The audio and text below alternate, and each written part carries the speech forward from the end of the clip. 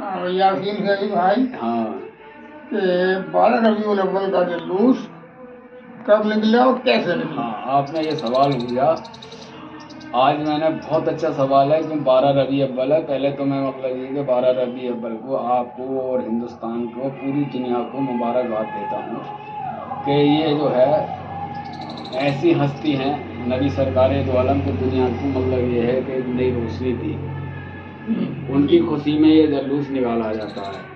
अब जलूस जो निकला हिंदुस्तान के अंदर पहली बार, आपने भी देखा होगा 12 रबी अव्वल का जलूस, क्योंकि आप जो है लगभग 90 के पार कर चुके और मेरे साथी भी रहे हैं दुख सुख में भी, और करीब से मुझे देखा है तुमने। सही बात है।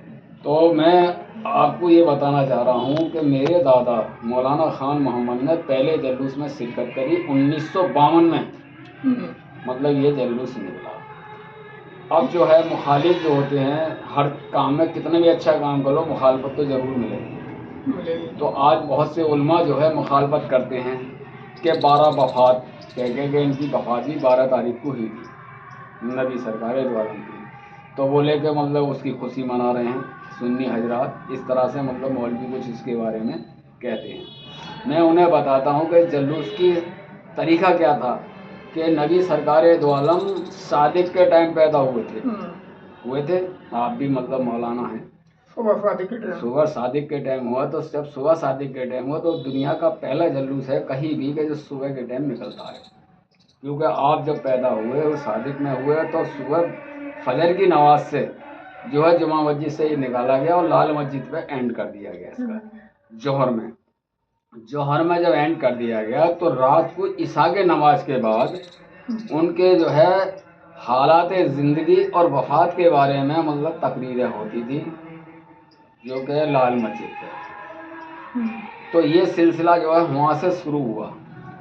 अब सन 80 का आपने देखा, आप हम साथ रहे हैं, सन 80 में जो फिसाद हुआ मुरादाबाद के अंदर, तो डीएम साहब जो है परमिशन देने से इनकार कर रहे थे, क्योंकि आपने पूरा इलाका देखा है 80% हिंदू इलाके से वो जलूस निकलता था। तो जो है मौलाना अकरम लखनऊ पहुँचे उस टाइम, विश्वनाथ प्रताप सिंह जो थे यहाँ के मुख्यमंत्री थे यूपी के, उनसे जब ये कहा तो उन्होंने ये कहा कि हजरत आपका जलूस निकलेगा। उन्होंने फ़ौरन वहाँ से वायरलेस कर दिया और जलूस पूरा अमीन तौर पर अगर रात का कल भी चल गया था। तो चलते टाइम उन्होंने अपने सिर पे हाथ रख के विश्वनाथ प्रताप सिंह ने कही कि अगर मैं देश का प्रधानमंत्री बना मेरे लिए दुआ कर दो, तो मैं राष्ट्रीय त्योहार घोषित करूँगा। फिर जो है मौलाना अकरम साहब 18 मुहर्रम को उनका इंतकाल हो गया 80 में, और 18 मुहर्रम को इंतकाल हो गया और 89 में विश्वनाथ प्रताप सिंह जो है देश के प्रधानमंत्री बन गए। अब तुमने देखा होगा, आप गवाह हैं कि मैंने 89 में बगे के अंदर झंडा और बैनर लेके होरी बशीर जिन्हें कहते थे उन बुजुर्ग को बैठा के जलूस निकाल दिया, उसी तरीके से जिस तरीके से मौलाना अकरम ने निकाला सादगी के साथ। 90 में जो वो उसका ऐलान हो गया और इसकी छुट्टी कायम हो गई। जो उसने वायदा किया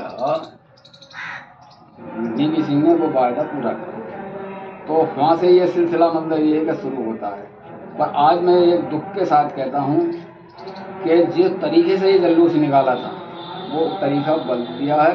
मैं यही अपील करता हूँ कि मतलब जलूस जैसे मौलाना अकरम ने सादगी के साथ में निकाला था, नाराए तकबीर और नाराए रिसालत, इस तरह के नारे थे उसके अंदर, और तबरुक आना था, और बहुत सादगी के साथ में निकाला। इसी तरह से मुसलमान जो हैं जलूस को सादगी के साथ निकालें, और जिस तरीके से वो स्टार्ट हुआ इसी तरीके से मतलब ये चलना चाहिए। तो इसी तरीके से चलना रहना चाहिए।